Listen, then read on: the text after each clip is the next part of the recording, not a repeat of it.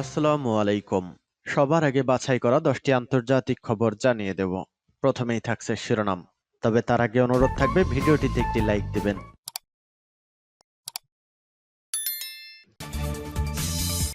দখলদার ইসরায়েলি বাহিনী এবং ফিলিস্তিন পুরোদমে যুদ্ধ চলছে।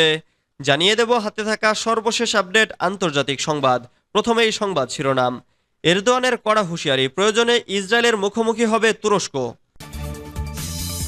এরপর জানিয়ে দিব ইরানের শত্রুরা নিজেদের শক্তিকে অতিরঞ্জিত করে তুলছে বলেছেন সর্বোচ্চ নেতা। এদিকে সিরিয়ায় ইসরায়েলি বিমান হামলায় আহত আইআরজিসি সদস্যের মৃত্যু। এরপর জানিয়ে দিব শ্রীলঙ্কার প্রেসিডেন্ট নির্বাচনে লড়বেন ৩৯ প্রার্থী। আরও জানিয়ে দিব তুরস্কের সীমান্ত অঞ্চল পুনরুদ্ধারের দাবি রাশিয়ার। সর্বশেষ জানিয়ে দিব বাংলাদেশের প্রগতি যাত্রায় ভারত সহযাত্রী বলেছেন মোদি। এতক্ষণ শুনছিলেন সংবাদ শিরোনাম, এবারে বিস্তারিত। তবে অনুরোধ থাকবে ভিডিওটিতে একটি লাইক করবেন এবং কমেন্ট করে জানিয়ে দিবেন কোন জেলা থেকে আপনি আমাদের এই ভিডিওটি দেখছেন। এরদোয়ানের কড়া হুঁশিয়ারি, প্রয়োজনে ইসরায়েলের মুখোমুখি হবে তুরস্ক। তুরস্কের প্রেসিডেন্ট রিসেপ তাইপ এরদোয়ান বলেছেন, ইসরায়েল ওই অঞ্চলে আগুন লাগানোর যে চেষ্টা করছে তা রুখে দিতে প্রয়োজনে দেশটির মুখোমুখি হবে তুরস্ক।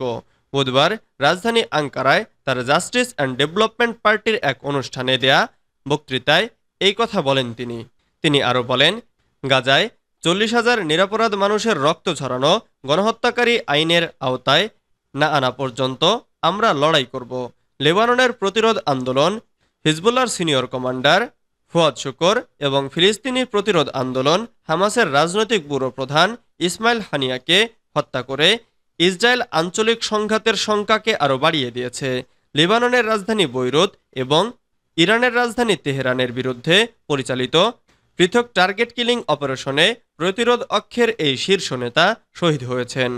গত সপ্তাহে আঙ্কারায় কাতারের আমির তামিম বিন হামাদ আল থানির সাথে সাক্ষাৎ করে এরদোগান বলেন, হামাসের নেতাকে হত্যা করে ইসরায়েল প্রমাণ করেছে তাদের যুদ্ধবিরতিতে যাওয়ার কোনো আভাস নেই। ইরানের শত্রুরা নিজেদের শক্তিকে অতিরঞ্জিত করে তুলে ধরছে বলেছেন সর্বোচ্চ নেতা। ইসলামী প্রজাতন্ত্র ইরানের সর্বোচ্চ নেতা আয়াতুল্লাহ ইজমা খামেনিও বলেছেন, তার দেশের শত্রুরা তাদের মনস্তাত্ত্বিক যুদ্ধের অংশ হিসেবে নিজেদের শক্তিকে অতিরঞ্জিত করে প্রচার করছে। তিনি গতকাল বুধবার তেহরানে ইরানের কোহকিলুয়ে ও বুয়ের আহমাদ প্রদেশের শহীদদের জাতীয় কংগ্রেসের সংগঠকদের সঙ্গে এক বৈঠকে এ মন্তব্য করেন।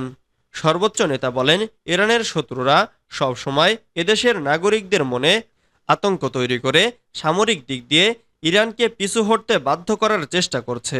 তিনি বলেন, ইসলামী বিপ্লবের বিজয়ের পর থেকে তারা আমাদের জনগণের মনে এই ভয় ধরিয়ে দেওয়ার চেষ্টা করছে যে আমাদেরকে সবসময় আমেরিকা, ব্রিটেন ও ইহুদিবাদীদের ভয় করে চলতে হবে। আয়াতুল্লাহ খামেনি বলেছেন, বিশ্বের যেসব দেশ আধিপত্যকামী শক্তিগুলোর দাবি দেওয়ার কাছে আত্মসমর্পণ করেছে, তারা যদি তাদের নিজস্ব সক্ষমতা ও জনগণের ওপর নির্ভর করে এবং শত্রুর শক্তিকে অতিরঞ্জিত করে না দেখে, তাহলে তারা আধিপত্যকামীদের দাবি দেওয়াকে অকার্যকর করে দিতে পারবে। সিরিয়ায় ইসরায়েলি বিমান হামলায় আহত আইআরজিসি সদস্যের মৃত্যু।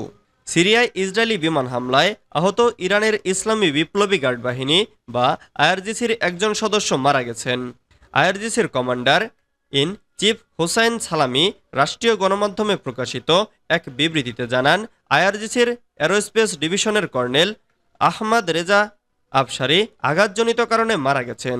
কমান্ডারের মতে, আফসারি ইরানের মারদাদ মাসের প্রথমার্ধে সিরিয়ায় ইসরায়েলি বিমান হামলায় গুরুতর আহত হন। চিকিৎসার জন্য ইরানে স্থানান্তরিত হওয়ার পর তিনি আজ মৃত্যুবরণ করেন। শ্রীলঙ্কার প্রেসিডেন্ট নির্বাচনে লড়বেন ৩৯ প্রার্থী। শ্রীলঙ্কায় প্রেসিডেন্ট নির্বাচনের কার্যক্রম পূর্ণমাত্রায় শুরু হয়েছে। বৃহস্পতিবার নির্বাচন কমিশনে মনোনয়নপত্র জমা দিয়েছেন ৩৯ প্রার্থী। খবর রয়টার্সের। আগামী ২১শে সেপ্টেম্বর সেখানে প্রেসিডেন্ট নির্বাচন। অর্থনীতিতে সংকটে ডুবে থাকা দেশটি ধীরে ধীরে মাথা তুলে দাঁড়াচ্ছে। এমন সময় কে নির্বাচিত হয়ে অর্থনীতির হাল ধরবেন সেদিকে দৃষ্টি থাকবে সবার। দেশটিতে 1,70,00,000 বৈধ ভোটার আছেন। তারা আগামী 5 বছরের জন্য 10ম প্রেসিডেন্ট নির্বাচন করবেন। প্রার্থীদের বাছাই পর্বে যারা টিকে থাকবেন আনুষ্ঠানিকভাবে তারাই নির্বাচনী মাঠে টিকে থাকবেন এবং প্রচারণায় ব্যস্ত থাকবেন। শনিবার ঐতিহাসিক শহর অনুরাধাপুরায় নির্বাচনী র্যালি করার কথা প্রেসিডেন্ট রনিল বিক্রমসিংহের। তার 100টি নির্বাচন প্রচারণা সভায় উপস্থিত হওয়ার পরিকল্পনা আছে। তার মধ্যে এটিই হবে প্রথম। তার প্রতিপক্ষ হিসেবে যারা থাকবেন তারা প্রত্যেককে কয়েক ডজন করে র্যালি করার পরিকল্পনা নিয়েছেন। বৈদেশিক মুদ্রার রিজার্ভ একেবারে কমে যাওয়ার পর শ্রীলঙ্কা আর্থিকভাবে সফলতা লাভের চেষ্টা করছে। ফলে দেশের অর্থনীতি কিভাবে পুনরুদ্ধার করা যায় সে বিষয়ে প্রার্থীরা আগামী কয়েক সপ্তাহের মধ্যে তাদের ম্যানিফেস্টোতে উল্লেখ করবেন বলে মনে করা হয়। আরও গুরুত্বপূর্ণ ইস্যুর মধ্যে থাকবে দুর্নীতি এবং জীবনযাত্রার মান উন্নয়ন করা। তুরস্কের সীমান্ত অঞ্চল পুনরুদ্ধারের দাবি রাশিয়ার প্রতিরক্ষা মন্ত্রণালয় দাবি করে বলেছে তাদের বাহিনী তুরস্ক অঞ্চলে ক্রুপেটদের যে বসতির নিয়ন্ত্রণ হারিয়েছিল তা পুনরুদ্ধার করেছে। তুরস্কের সীমান্ত অঞ্চলটি রাশিয়ায় 10 দিন আগে শুরু হওয়া ইউক্রেনের অভূতপূর্ব আক্রমণের কেন্দ্রবিন্দু ছিল। বৃহস্পতিবার এক বিবৃতিতে রুশ প্রতিরক্ষা মন্ত্রণালয় বলেছে তুরস্কের শত্রুরা সম্পূর্ণরূপে ধ্বংস হয়েছে এবং ক্রুপেট বসতির ওপর নিয়ন্ত্রণ পুনরুদ্ধার করা হয়েছে।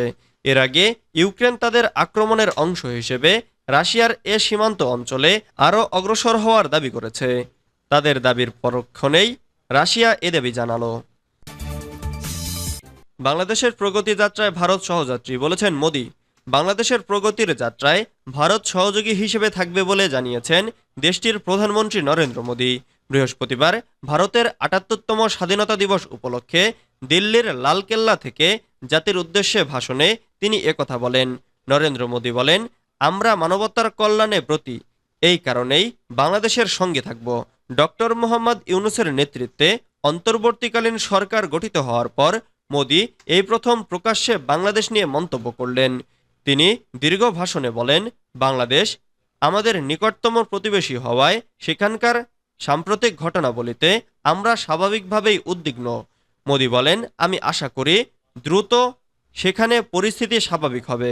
ভারতের ১৪০ কোটি মানুষের আকাঙ্ক্ষা সেদেশের হিন্দুসহ সংখ্যালঘুদের নিরাপত্তা থাকবে। তিনি আরও বলেন, ভারতের একমাত্র প্রত্যাশা প্রতিবেশীরা সহিংসতা ও শান্তির পথে চলবে। আগামী দিনে আমাদের প্রার্থনা বাংলাদেশ প্রগতির পথে চলবে। আমাদের ইতিবাচক চিন্তায় সেই প্রগতির পথে ভারত সহযাত্রী হবে।